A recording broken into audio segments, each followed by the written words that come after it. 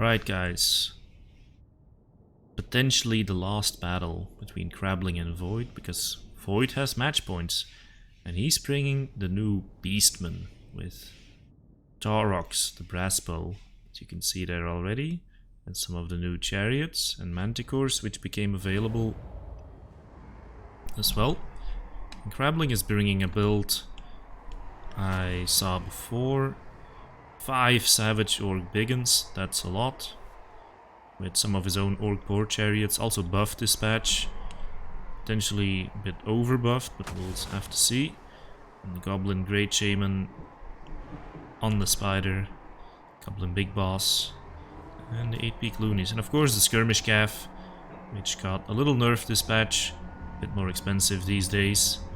And yeah, there it seems trying to take out the Wargore.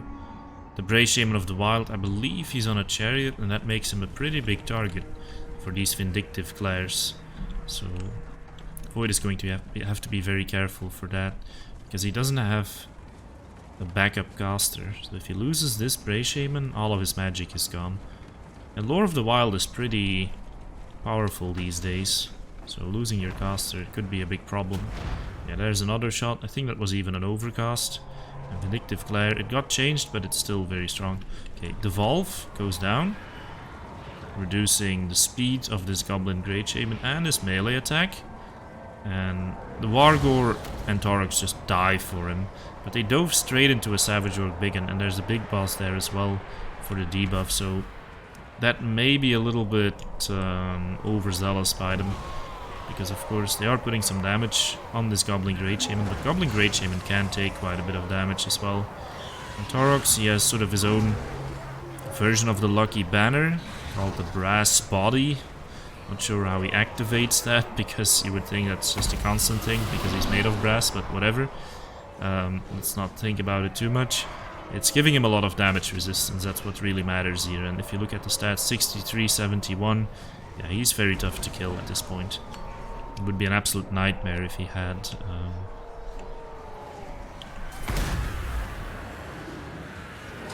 oh my god.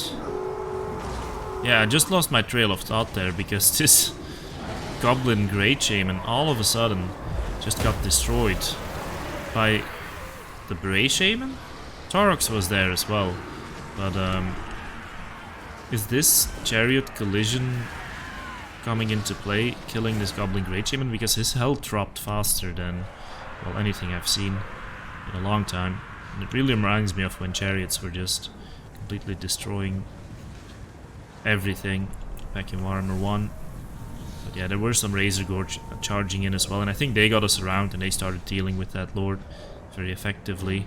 Yeah, the Lord gets destroyed, and yeah, if you saw the battle where I was playing against the Beastmen myself, I actually put my Lord and my caster in the air, and I think that might be a good choice, guys, against the current Beastmen. Of course, they have their own air force, so the skies aren't completely safe, but on the ground, it seems like it's very difficult to avoid getting mobbed by the likes of TAUROX and, you know, stuff like things like the Wargore and the chariots and just all of the stuff they have, potentially the Gorgon. They have so much stuff that can just go and murder your lords on the ground, and they're very fast as well, so they're hard to get away from. So maybe putting your lord in the air is a good idea against them. Of course, eventually the lord has to land to fight, and then he might get hunted down anyway, but at least he's safe initially. So it seems Greenskins didn't do too badly in the general fights, but as it often is in this game, it comes down to the single entities, and especially the lord. Yeah, that kill on the lord definitely giving a decisive edge to Void here, who looks like he's going to take this game and this series. Chariots on both sides. We'll look at the values afterwards. They are very powerful right now, which is something that might change pretty quickly, by the way.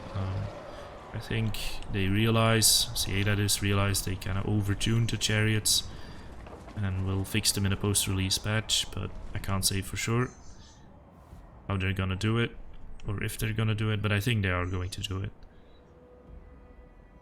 And at least in this battle, both sides had chariots, so that's balance, right? Okay, so Krabbling is trying to do what he can But this is the problem when you rely a lot on infantry. If the enemy is just faster than you, they can just start hunting everything down. And then unless your infantry is together, they can go and pick off individual units like the Mangy Marauders. They're getting slowed down by the poison axes of the Grog Hoofs, which is the new Regiment of Renowned Centigore that I think we're going to see quite a bit with that region with those poison axes. And yeah, that's leading to them getting slaughtered. Of course, not the best in melee, these little goblins are. Okay, good play by Void. He actually mostly avoided this Savage Biggin. It got a lot of kills, but just on cheap Ungor and stuff. And now those Savage Biggins are routing. Just the Unbreakable Goblins left. They will not be seen at much dispatch anymore, guys, because they're going to have trouble actually getting their fanatics off. They have to be in melee for 15 seconds. And then after that, they have to be in melee for 45 seconds to get the second fanatic. So, yeah, I think they pretty much killed that unit. Which I'm sure some people don't mind because we've seen so much of them already. Yeah, I think those units were a bit over-nerfed, to be honest. Something had to be done, but they're just not very good right now. And yeah, not much to say about that battle. Void takes the series and wins the Varus Cup. Congratulations. The Goblin, Great Shaman, just not able to get away.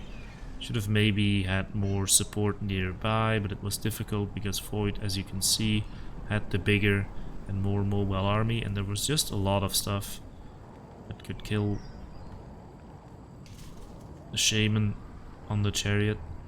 Chariots in the end not getting such crazy value. So yeah, that was the series. I hope you enjoyed that.